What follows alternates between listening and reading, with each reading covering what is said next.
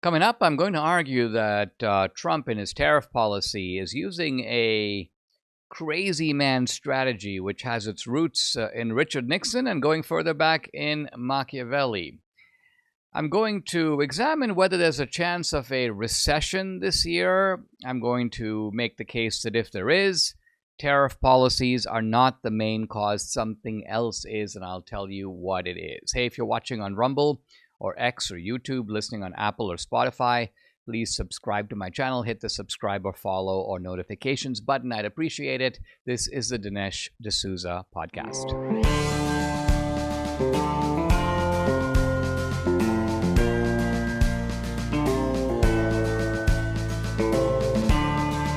America needs this voice. The times are crazy. In a time of confusion, division, and lies, we need a brave voice of reason, understanding, and truth. This is the Dinesh D'Souza podcast. I was happy to notice this morning that I passed 5 million followers on X. Very nice milestone. In fact, it throws my mind back. I think it was 2013 maybe 2012 when I first got on Twitter. And I was very dubious about what the purpose of it was. And my assistant at the King's College, where I was the president, said, "Oh, no, this is very cool. You can post every day, tell people what you're doing." And I'm like, why would I want to tell people what I'm doing? Oh, no, it's a form of self-expression. And so somewhat reluctantly, I got on Twitter, and the initial posts were done by my assistant Tyler, not even by me. He was masquerading as me. So let me just be you and kind of give it a try. And anyway, that's how all this got started. And then I think back now through all the events of the past decade or so, Obama, my campaign finance case, incarceration, Trump 1.0, Biden censorship, Elon Musk, the conversion to X, Trump 2.0. So it's really been quite a journey.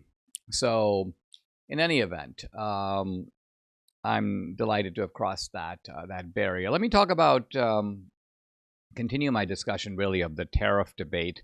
And what we've seen with Trump is a very strange action, which is to say the announcement of radical tariffs really across the board on pretty much every single country, a 10% across the board tariff, and then targeted tariffs all over the place, including to some remote islands and things. And people are like, why would you want to tariff this remote island? Well, the answer, of course, is that Trump's idea was that countries that are being tariffed can use third places as their launching pads. Think about, for example, if there are high tax rates, people will go set up in Bermuda, they'll set up in the Cayman Islands, and they put their company over there. It's a way of going around a tax problem. And similarly with tariffs, the Chinese can say, well, you know what, we'll set our operations up so we come out of this remote island. They're not tariffed, we're tariffed, but since they're not, so this was even though the left pretended like this makes absolutely no sense, it actually does make sense. It's a way of covering the ground,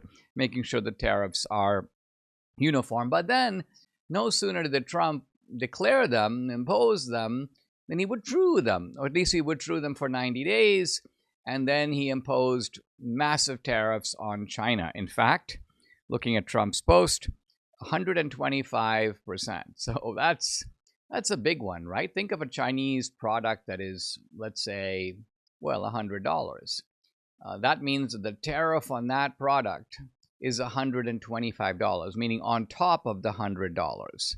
Now, the company that's doing the export, or even the company in America that's selling the product, has a choice. They don't have to raise the price to $225, but they could, or they could absorb some of that cost themselves and raise the price, let's say, to $175 or $200. It all depends upon a calculation of how do they keep their customers. What is Trump doing here? I think he's doing a a couple of things. Well, first of all, let's turn to his stated objective. And his stated objective is to offer medicine, as he puts it, to the U.S. economy. A reporter, is there pain in the market at some point you're unwilling to tolerate? I think your question, this is Trump, is so stupid. I don't want to go down, but sometimes you have to take medicine to fix something. And then the Treasury Secretary Besant says pretty much the same thing. The economy is like a bodybuilder taking steroids. Outside, you're great. Inside, you're killing your vital organs. That's what was going on here. So I take this to mean the following, which is that the American economy is addicted to cheap foreign goods, and specifically cheap foreign goods from China. Now, you might say that that is the consumer's choice. This is what a libertarian would say. The consumer's choosing to buy all this junk, and most of it is junk. Not all of it, but most of it. And so why would you question the choices of the consumer? Well, let's remember that the choices of the consumer are themselves affected by the unlevel trade playing field. Just as, for example, the choices of the consumer with regard to food. We suddenly have this massive outbreak of obesity in America. This has been going on for now 20 years. Why is that? Well, the reason for that is that a lot of these corporations use the high fructose corn syrup. Why do they do that? Because that is subsidized by the U.S. government. Because the FDA has been bought and paid for by the food companies. The food companies are able to convince the FDA to recommend fatty foods, unhealthy foods. And so the consumer choice, my point is not being made in a vacuum. People are choosing based upon options that have already been decided for them in advance. This is what Trump is onto. So I think Trump's strategy is that, look, we need to sort of change the habits of the consumer. We need to kind of kick the American consumer in the butt. Now, the way that tariffs work is that they hurt consumers, or they don't hurt consumers in a direct way, because the consumer always has the choice of buying an American product. So if there's a tariff on a Chinese product, let's say, it's not because there are no other products available. The Chinese product might have been cheaper for all kinds of reasons. Maybe part of it is the product is poorer quality, but still cheaper. Now with the tariff, it won't be cheaper. Now you can actually buy the better quality American product, which turns out to be now less expensive than the tariffed Chinese product. Trump is clearly playing some kind of a game with China, and maybe also with other trading partners. It's amazing to see how these trading partners are running now to the White House one by one. Here's Taiwan. Taiwan does not seek retaliatory tariffs against the U.S. Instead, we'll start talking from bilateral zero tariffs. Isn't it amazing these countries suddenly discover the virtues of free trade? It's kind of like when Elon Musk censored those leftists on Twitter for one day. Suddenly the left discovered the beauty of the First Amendment. They're quoting John Stuart Mill. We're being censored. You know, the very advocates of censorship for weeks, months, years suddenly become absolute defenders of free speech when their free speech rights are threatened. And so suddenly when Taiwan is threatened with tariffs, they become, oh, let's start with free trade. Let's begin with the level playing field. The EU pretty much the same thing. Now, here is an observation by Chamath Palihapitiya. This is an entrepreneur, friend of David Sachs, somebody who was a longtime Democrat but is now a Trumpster. And he's making a point about negotiations. And I want to tie this point into Nixon's famous crazy man strategy. Nixon's crazy man strategy was to let the other side believe that you're slightly nuts. I think Nixon once told, it was Haldeman or one of his top officials, tell the Russians that I'm a little crazy. And Nixon was very deliberate about this because he wanted the Russians to be like off balance. Trump, I think, does this as well. He plays the crazy man strategy, and people never know what he's going to do. He'll tell the Taliban, hey, listen, you know, I'm not going to tell you what I'm going to do, but, you know, I just happen to know where you live. Here's your home address. And that guy's thinking, well, what does this mean? What is Trump saying? What is going to happen to me? They know my home address. Is a bomb going to explode over the top of my house? Answer unknown, but the unknown itself turns out to be very beneficial because it chastens the behavior of the Taliban. Now, here's Chamat's observation. I've observed high-stakes negotiations over the years. He goes, one tactic I've seen work well, and here you got to pay attention and see this is exactly what Trump is doing. He says, when you find the leverage to bring your opponent to the edge of the cliff, hold them over the cliff so they see the abyss, threaten to push them off. This is Trump. I'm going to put ridiculous tariffs on you. Your economy will never be the same. You'll never recover. You can just see the panic on the face of like Justin Trudeau. I mean, the guy looks like he did something in his pants when he hears this because he realizes that this is like curtains for the Canadian economy. I'm continuing here with Chama. Turns out when you then don't push them, but back off, they develop Stockholm syndrome. So in other words, they think that you are capable of pushing them, and therefore they become, in a sense, brainwashed by you, and so they give you more than you would have otherwise because they're thankful for the reprieve. They're like, oh wow, it's like the captive. They didn't kill me. So suddenly you become unbelievably grateful, sycophantic, a kind of a puppy dog, and so the conditions for that, I don't know what the plan is, but the conditions for that are the same. 75 countries are on a 90-day shot clock to get a grand bargain done. Many of these people now seem incredibly thankful to be able to get off the tariff highway and find a kind of deal, a rapprochement, a common ground with Trump, even if this is much worse for them than before. Remember, they had a great deal before. Big tariffs that they put on us, low tariffs or no tariffs that we put on them. That Trump has basically said those days are over. And so while we don't see fully through the end of the tunnel, Trump seems to see through the end of the tunnel. We don't. We don't know how all of this will play out. It does seem that there is a strategy, maybe a crazy man strategy, maybe a modified version of that strategy, but there is a strategy in play here.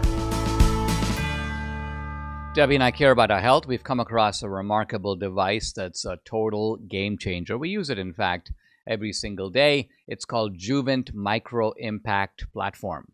Now, it's based on the latest cutting-edge science. It uses micro-impact frequency to promote joint health, improve bone density, boost circulation, even stimulate the production of stem cells in your body. Wow. It works. All you have to do is stand on it for I stand on it about 10 or 12 minutes a day. Debbie does about 20 minutes a day, but that's it. It makes the crinks and stiffness and aches and pains vanish. It can even add up to 5 years to your life. Now, you got to learn about this new technology, and there's a lot to learn. Don't confuse it, by the way, with some gimmicky vibration plates out there. Go to juvent.com/Dinesh to learn more. That's juvent.com/Dinesh, and they've got a great deal for you. $500 off, 10-year warranty, financing options, even a 6-week buyback promise because they believe in the product so much. Juvent can change your life. Check it out. Go to juvent.com/Dinesh. Numbers don't lie. The impact that Balance of Nature makes every single day is pretty astounding. Now, you can see the numbers for yourself on their website. Go to balanceofnature.com. But listen to a few stats concerning Balance of Nature's worldwide success. More than 1,000 success stories reported each month. Hundreds of thousands of customers worldwide. Millions of orders delivered each year. And billions, yes, billions of these. These are fruits and veggies in a capsule, fruit and veggie supplements consumed by people who have decided to start living and feeling better. Now, there's only one number missing, and that's you. Do what I did. Add yourself to these numbers. Start taking Balance of Nature's whole food supplements like so many others around the world. And here's another number that might get your attention. 35%. Use my discount code, AMERICA. You get 35% off plus free shipping and a money-back guarantee. Here's the number to call, 800-246-8751. That's 800-246-8751. Or go to balanceofnature.com. When you use discount code AMERICA, you get 35% off plus free shipping. I want to talk about recession. And the fears that the country may be moving toward a recession. Saw an article recently that a recession is kind of priced in now with the stock market having pulled back. Stock market is in a period of gyration back and forth, but nevertheless, a lot of Wall Street seems to think that a recession is down the road. And there's a very good article on the website of the Mises Institute. It's Mises, M-I-S-E-S, Mises.org, named after, of course, Ludwig von Mises, the great Austrian economist. And the article is called, "There's Only One Possible Cause of the Next Recession, and it isn't tariffs." So I want to go through this article because it's very simple, but in some ways it is a very valuable economic education. The article begins by saying that the president has said that the country, in order to come out right or right side up, needs to go through a period of short-term adjustment, and let's not even try to sugarcoat it, short-term pain. And then says the author, quote, "That is a remarkably and refreshingly honest position for an administration to have." Why? Because it's so rare. Presidents rarely say, listen, there's going to be, we've gotten ourselves into a ditch, into a bad way. We're going to have to get out. It's not going to be all that easy, but get ready because that's what we have to do. So the author is saying this is something that is a hallmark of Trump. You wouldn't get it from Biden. You'd never get it from Obama. Those are people who will turn on you, undermine you, devalue your money, and yet pretend that everything is all right. Pretend like they're not doing that. And even in Biden's case, state the opposite of the truth. Still, says the author, the fear of a recession in the wake of tariffs is not unreasonable, particularly if Trump triggers a reciprocal kind of chain reaction of tariffs. Tariffs over here, tariffs over there, higher tariffs over here, higher tariffs over there, and back and forth it goes. And all of this is just a way of saying that you're putting more burdens, roadblocks, but that's what a tariff is. It's a cost, it's a price, it's a tax, it's a roadblock. And so that can't be good for the world economy. True. But, says the author, tariffs might tip us into a recession, but tariffs cannot cause a recession. Tariffs, by definition, cannot do that. Now, why is that? Let's think about what a tariff is. I'm going to read and then comment. Tariffs create supply decreases that raise the prices of certain goods. So, for example, let's say that there are tariffs on China. These tariffs will increase the cost on China of sending goods here to the United States. That's very painful for the people who want or need those goods. The assumption here, of course, is that there will be some price increase that goes with those Chinese goods, and so people will have to pay more.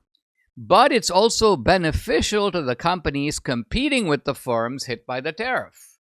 Another way to put that is tariffs are a form of redistribution. They're redistributing wealth away from companies that do business with China, and they redistribute that wealth toward companies that don't do business with China. So notice here that tariffs aren't stopping the economy as a whole. They're moving money around from one set of people to another set of people. Or to put it very bluntly, they're moving money away from the Wall Street crowd and toward the Main Street crowd. And both Trump and Scott Bessent have said this is, in fact, their goal. So they're effectively a wealth transfer. And this is not a bad way to understand tariffs. Tariffs is a way of punishing certain types of activity, in this case, activity that involves trade with China, perhaps with other countries, if you have tariffs there. But the author of the article then goes to say, well, but if that's the case, if you're moving money around, this guy's paying more, that guy's paying less, consumers are being hurt in some categories but not others, there's going to be an upsurge of manufacturing in the United States, there are going to be better paying jobs in the United States. How is this a drag on the economy as a whole? And his answer is, it isn't. It isn't.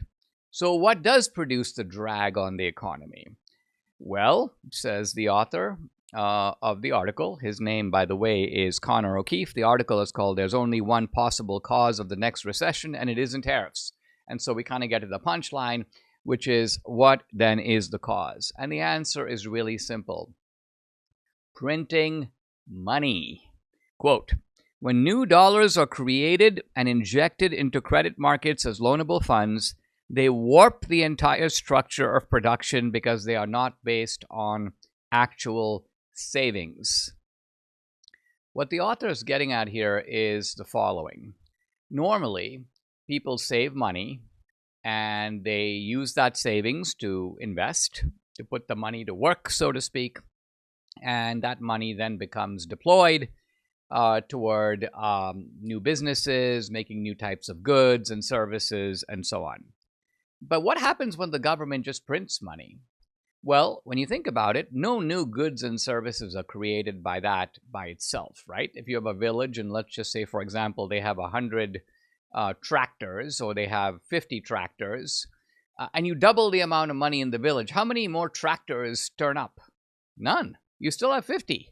You've doubled the amount of coins or notes or bills or whatever, but you haven't done anything to increase the productivity of that society. You've simply increased the amount of currency or money in the society. In fact, what you have done by doing that is you have created an artificial sort of expansion that is illusory. It's illusory because nothing new has in fact been produced. The only thing that's been produced are new dollars. But it gives the false impression that new things are being produced because all this money is flying around and people go, wow, we are all doing great.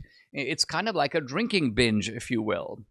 And then says the author that this illusion collapses because at some point people realize there's nothing new around here in the village. We still got the same 50 tractors. It's just that all these tractors are now more expensive. People then realize this. And so a recession is the hangover. It's the corrective. It's the morning after.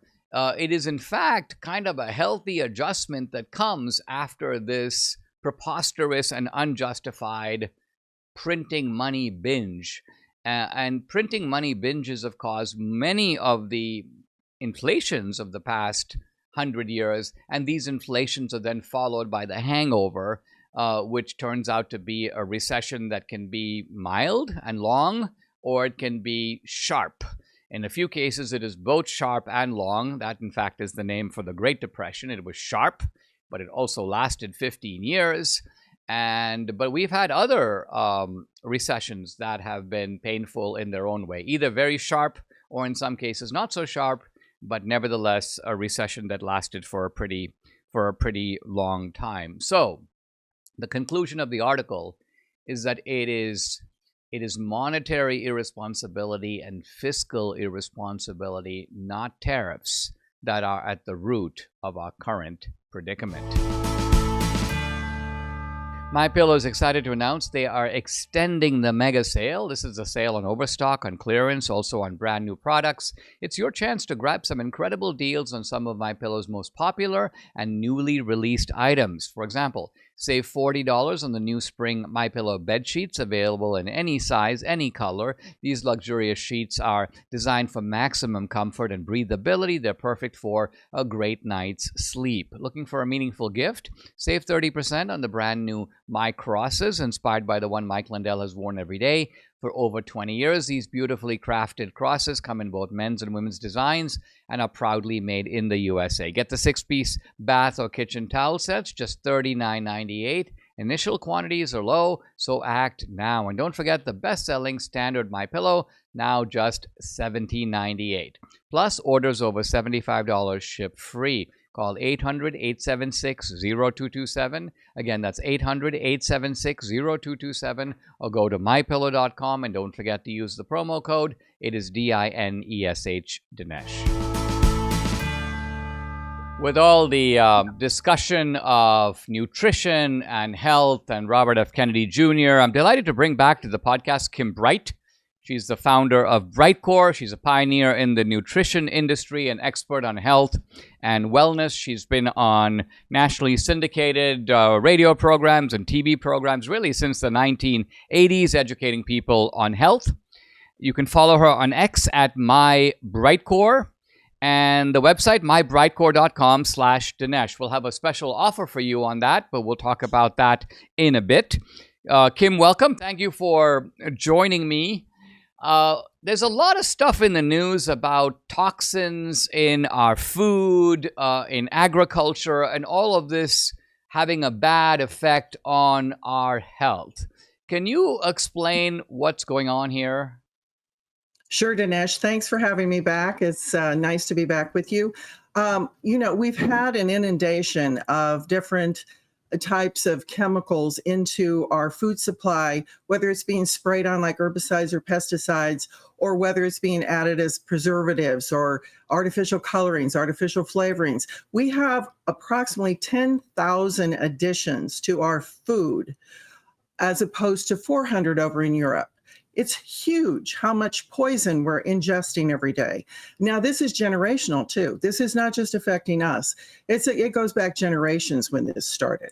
So our bodies don't deal with this type of inflow into these bodies. These bodies really do well with real food stuffs.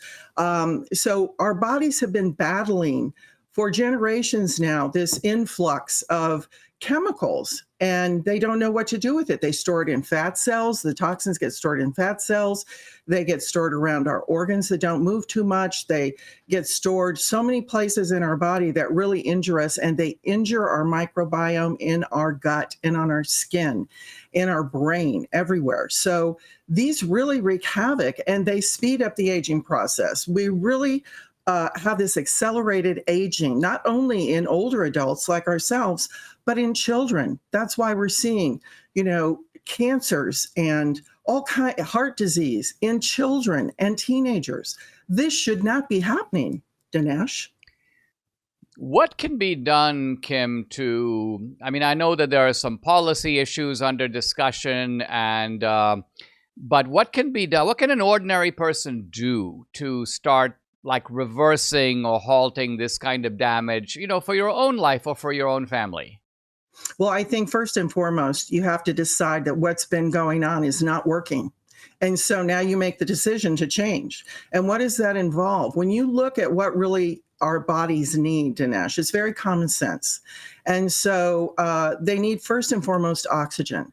We gain oxygen through movement, exercise in our body, and we must have oxygen in our blood in order to carry what nutrients we're getting into our cells and toxins out of our cells. So oxygen's first and foremost. Do deep breathing exercises, get exercise, move. Second, water. We have to stay hydrated.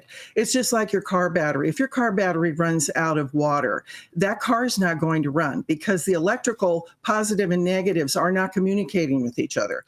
We are an electric body.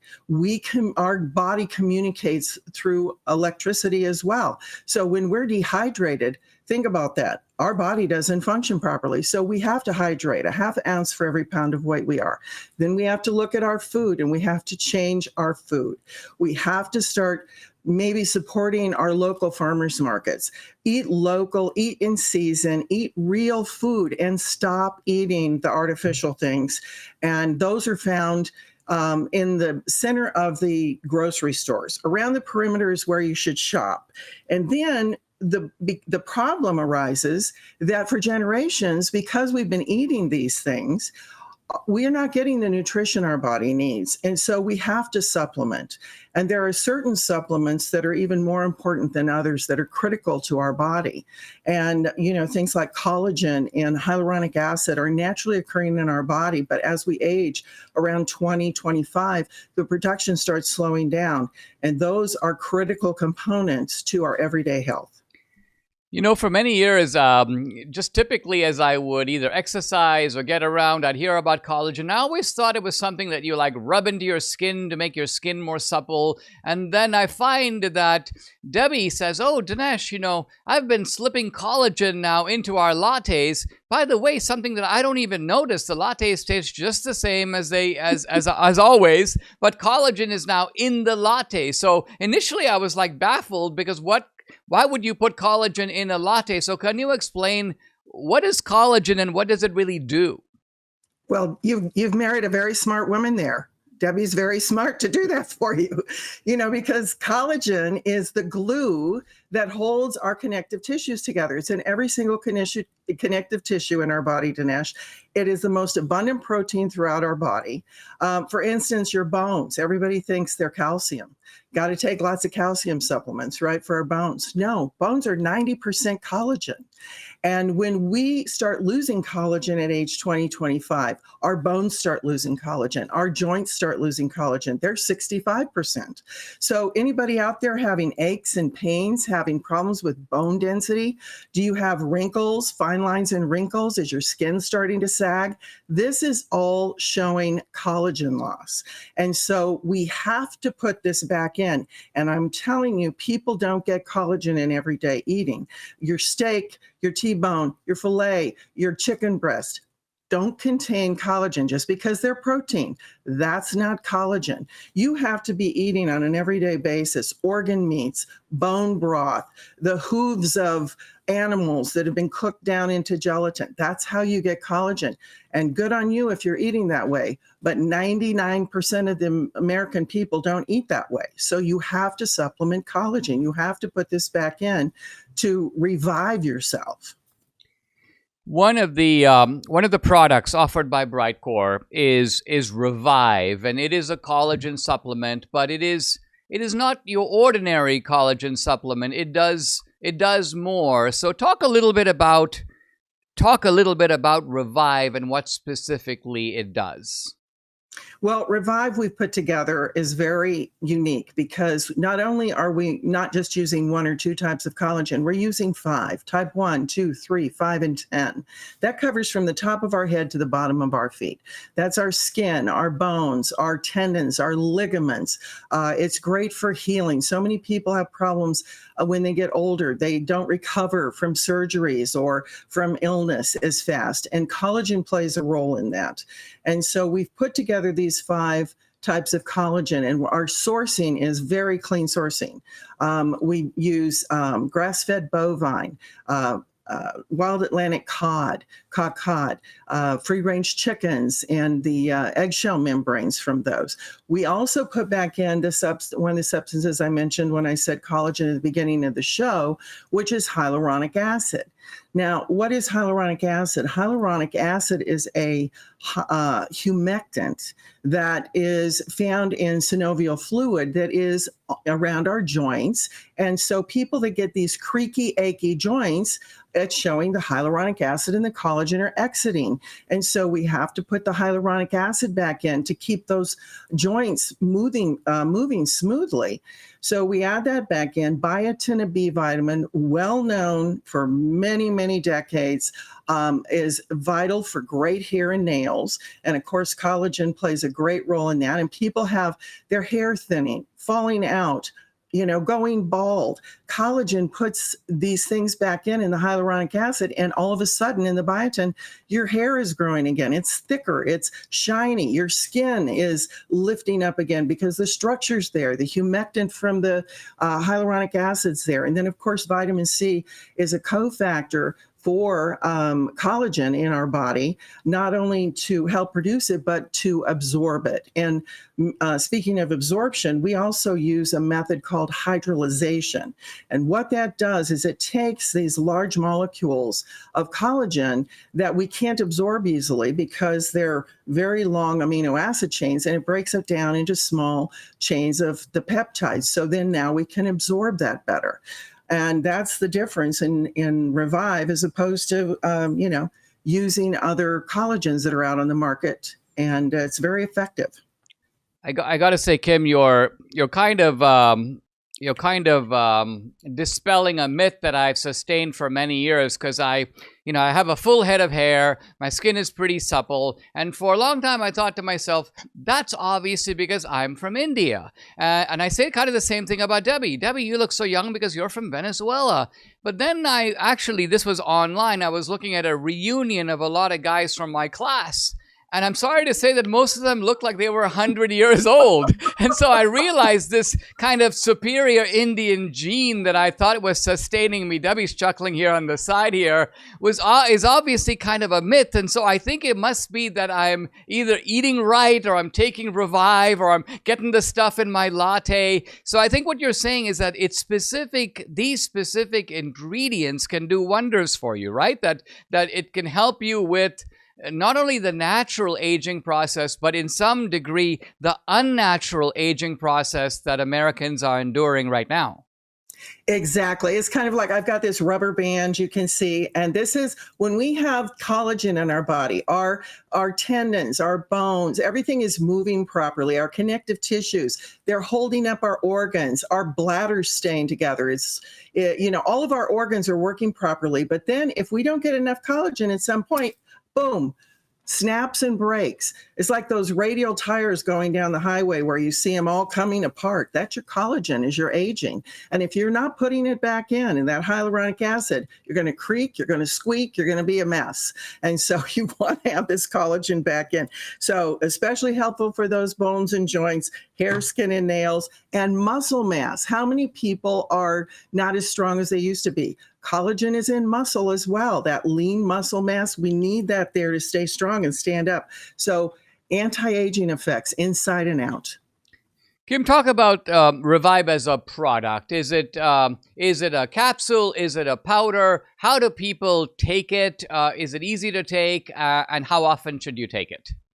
Yes, we're made 100% in the USA, which is really important to us.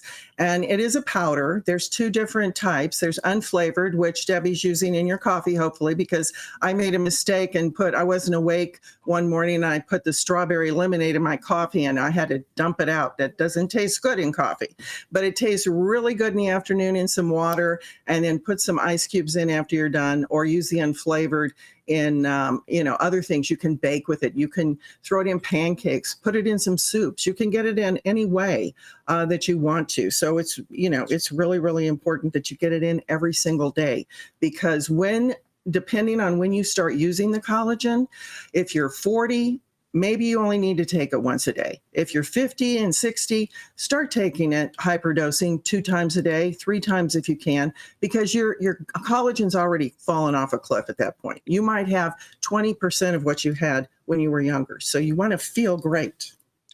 Kim, let's close out by, my viewers, my listeners, they like good deals. They like to be able to get something that they can use that's going to benefit them, but they also like to get some special offers. Can you close out by telling us what you have for them and what kind of a deal you can give them? Yes, I can, Dinesh. So you can get 25% off your order of Revive today using the code Dinesh. And you go to mybrightcore.com/Dinesh podcast. Again, that's mybrightcore.com/Dinesh podcast.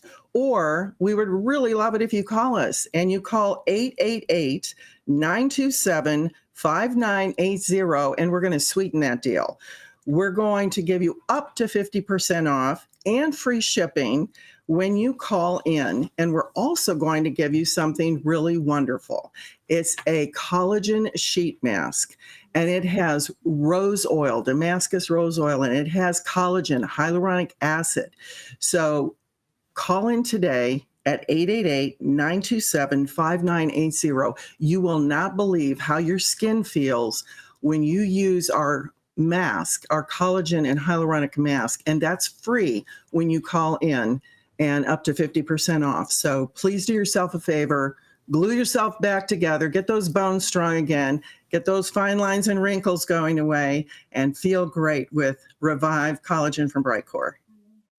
Debbie says she loves the mask. And, I think it is great for people to call because, particularly when people are talking about health issues, they've obviously got stuff particular to themselves. And this way they can talk to somebody who knows what they're talking about and discuss how Revive and how collagen can be good for them. Guys, I've been talking to Kim Bright, the founder of Brightcore.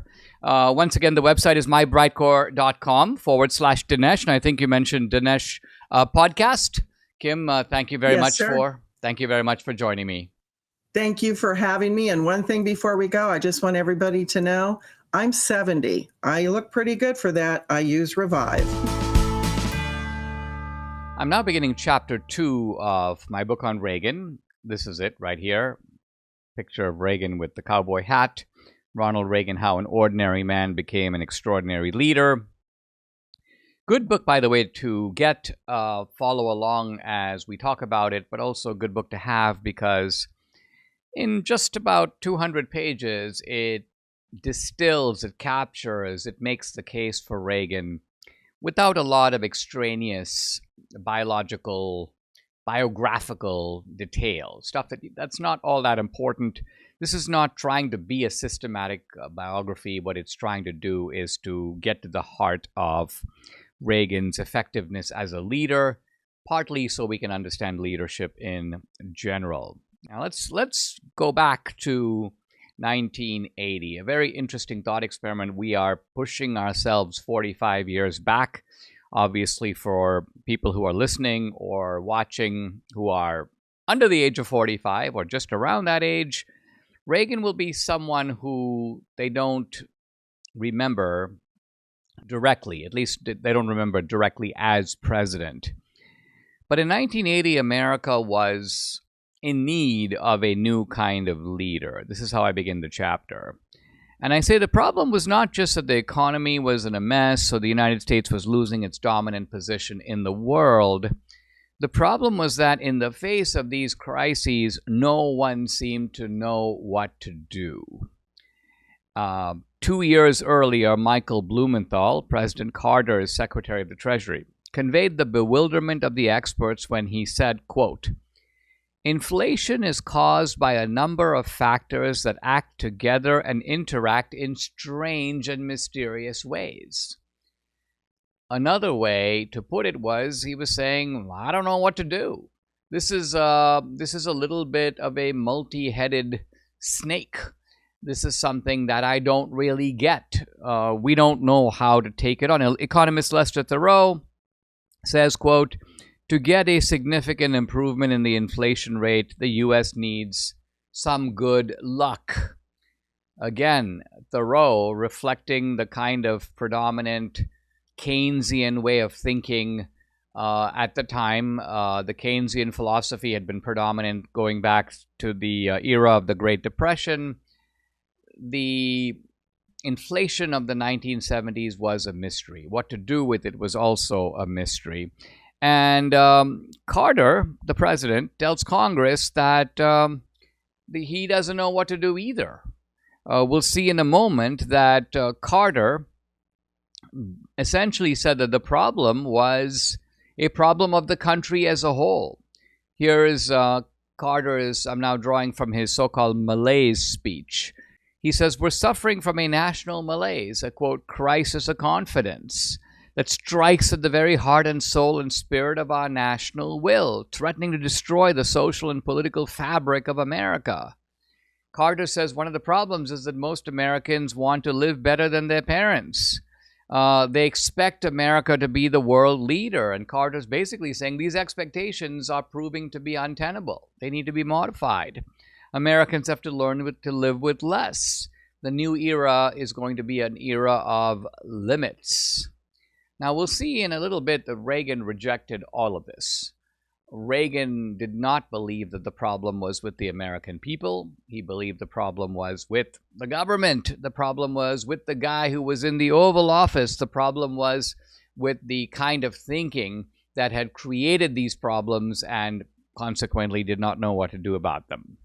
Now, on the foreign policy stage, things were not looking a whole lot better. Again, there was a hostage crisis. You might remember a group of Iranian extremists took over the U.S. Embassy in Tehran. They seized 52 American hostages and they held them captive. Carter tried to freeze Iranian assets. He appealed to the United Nations. He tried diplomacy, tried economic initiatives, but, nothing. The Ayatollah Khomeini was recalcitrant. He kept denouncing the United States as a great Satan. That was his main response every time Carter tried to make some appeal to him. And every day, people would turn on their TV sets to see throngs of men and women burning American flags in the streets of Iran and chanting, "Death to America." Now, it should be noted that this "Death to America" stuff was kind of new at that time. We've heard a lot of it now. We're quite used to radical Muslims burning flags, "Death to America," "Great Satan," blah, blah, blah. But all of that was invented right here in 1979 by the Iranian revolutionaries. And Carter was nonplussed. He was bewildered. He was flummoxed. He didn't know what to do. He tried a kind of clumsy rescue attempt in south of Tehran, but the helicopters flew into a sandstorm. They lost use of their gyroscopes. Two others malfunctioned. A fourth crashed into a transport plane. And this was such a picture of incompetence. By the way, it's very similar, let's say, to Biden's withdrawal from Afghanistan many, many years later. In a sense, a single image, a single picture captures the incompetence of the whole administration. And that was certainly true of Carter. You have the sight of gas fires, airplanes down, dead soldiers, dancing Iranian militants, all symbolizing, if you will, the humiliation of the country. And so in a way, this is how I set up the chapter, and I'm just going to read. In this time of ignominy and crisis, when the very issue of national identity was at stake, Americans needed a leader of unusual vision and determination. The country required a statesman who would not accept his country's decline as an inevitable fate. Such a leader would need to find creative solutions to domestic and international problems that had eluded the most sophisticated minds and were the source of national demoralization. Even more important, he had to have the skills to navigate the treacherous currents of politics in order to win legislative victories and put his programs into effect. Since even the best remedies take time, he would require tremendous resources of patience and tenacity so as not to be distracted from his goals. Moreover, in a democratic society like the United States, such a leader required the ability to win the support of a large majority. The nation's woes called for nothing less than a man who could turn the tide of history and renew the American spirit. In California, there was such a man. So this is the setup for the chapter. And then I go into a section here, which I'm only going to briefly abbreviate now, where Reagan's election, this was very similar, by the way, to Trump in 2016. Even though Carter was a fool, and even though his unpopularity had risen, the media was behind him. Just as the media had been behind Obama, the media pushed so hard for Hillary in 2016, the media expected Reagan to lose. And in fact, the polls showed that Reagan was losing. There was a shift in the polls, but not until the very last minute. And even that shift, it was unclear whether this was just a kind of emotional surge, and when people went into the quietude of the ballot box, whether they would opt for continuing with the Carter regime. And so Reagan's election brought a surge of media disbelief. And not just the media, it was the broader intellectual class. They couldn't believe that this Hollywood guy, this B-movie actor, this affable dunce, as they saw him, had made his way into the Oval Office. They thought he was a howling idiot, a reactionary kook, a dangerous warmonger. Here's a quote from columnist William Greider, who wrote in those years for the Atlantic Monthly, quote, "My God, they've elected this guy who 9 months ago we thought was a hopeless clown. There's something going on here that we don't understand." So you have to look at the commentary on Reagan in the months leading up to the election to understand the shock that his election produced. Here's John Osborne in the New Republic. Reagan is an ignoramus. He's a man of another era, a relic. Reagan seems to be a nostalgic figure whose time has passed. This is Richard Reeves writing in Esquire. And even Republicans saw Reagan with a certain amount of condescension. You might not remember now, but George Bush, listening to Reagan talk about economics, called it voodoo economics. And there was a kind of disdain toward Reagan shown, well, in the Republican primary. You had a number of Republicans who had run against Reagan, and in some ways they all looked down on Reagan, as if to say he was the kind of fool in the group. Notice, for example, how when Trump first ran, you had a full stage of Republicans, and who stood out? Trump stood out. And in some ways, they all looked at Trump like what are you doing here? What makes you think you belong on this stage? Reagan got much of the same kind of thing. And as I say, he faced ridicule not just from Democrats, but even from some Republicans. Subscribe to the Dinesh D'Souza podcast on Apple, Google, and Spotify, or watch on Rumble, YouTube, and SalemNow.com.